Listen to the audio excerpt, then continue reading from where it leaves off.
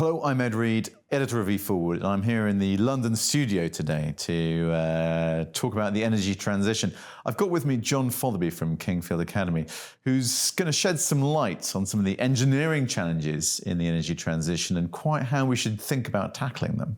I think we're at a very interesting time for the energy industry as a whole, and obviously the sort of the knock-on ramifications for the world. But looking at the sort of drilling into the energy transition, how should we deliver what we need to achieve those lofty aspirations?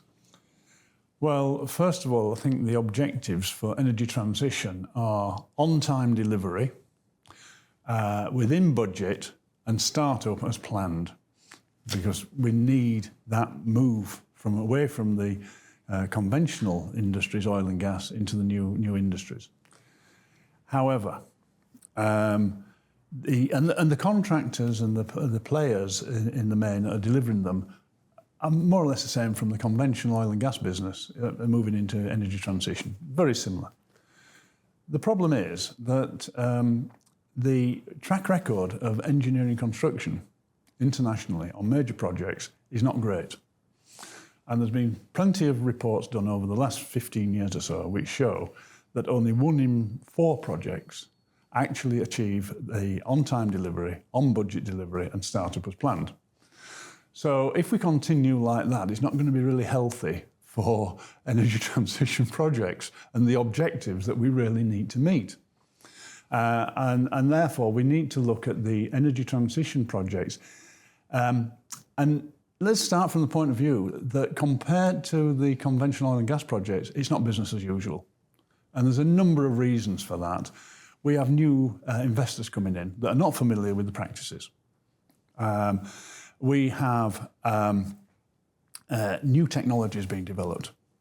There's some existing technologies and things are evolving. It's great stuff that's going on.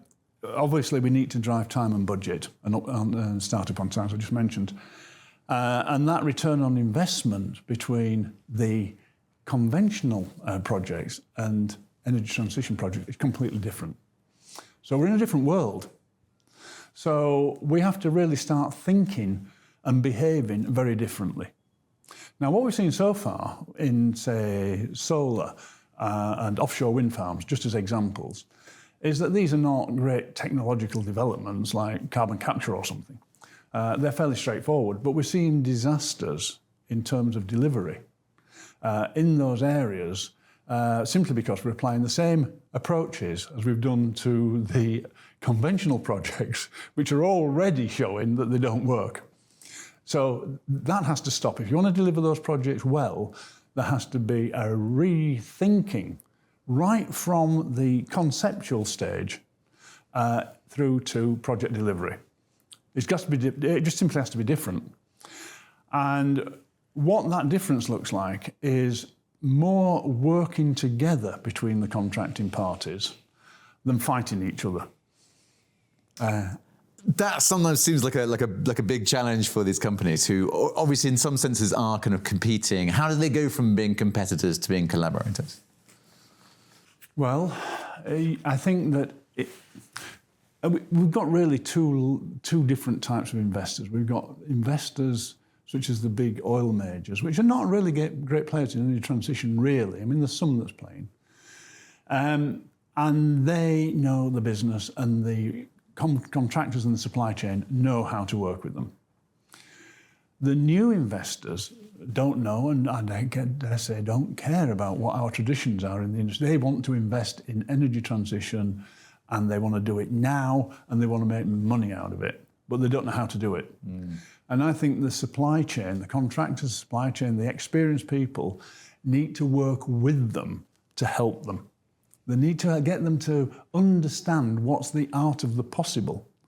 But what that means is that contractors have got to change their mindset.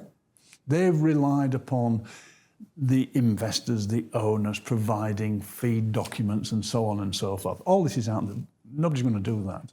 But you still have to have something that the contractors can work with and develop the project from an engineering and then into procurement, then into construction and commissioning and so on and so forth. That has to follow it, and it's no different. it's that starting point. How do we work together? And I think the mindset changes fundamentally.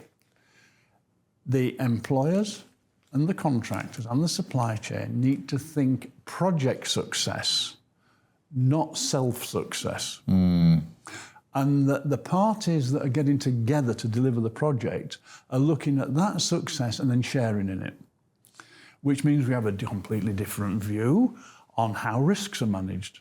How are the risks shared? How are they rewarded? So it's a completely different thinking to what we've been doing so far. And the barrier is the thinking. It's breaking that, it's people realising that if we keep doing the same thing over and over again and expecting different results, as is accredited to Einstein, it's signs of madness. And so what's the worst case scenario? If things don't go as planned, if we continue with this sort of model that clearly is not fit for purpose? I think there's two stages here.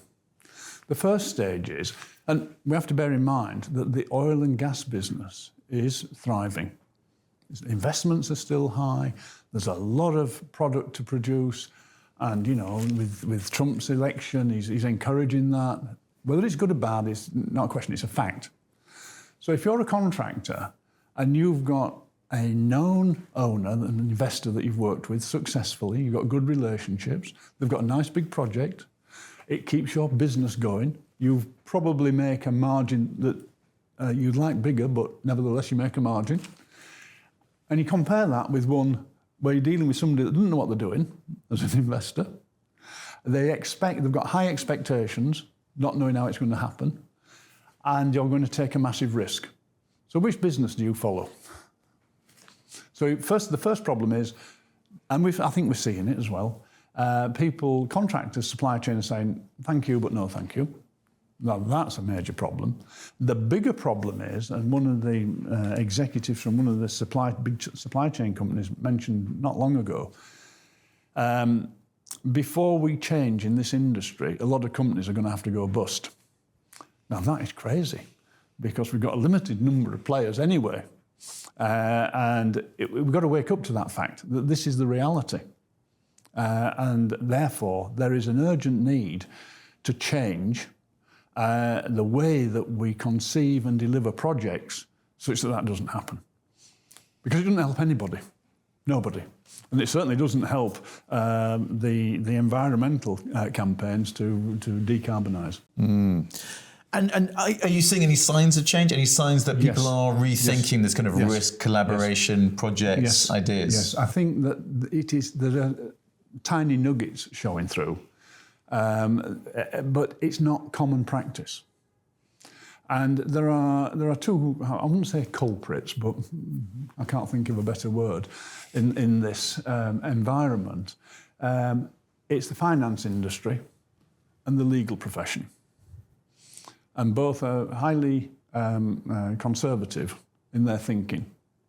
And the notion that's been held for so long, for 50 years or so, that lump sum contracting or lump sum turnkey contracting means that the employer-owner doesn't take risk is just a myth, because it's not real.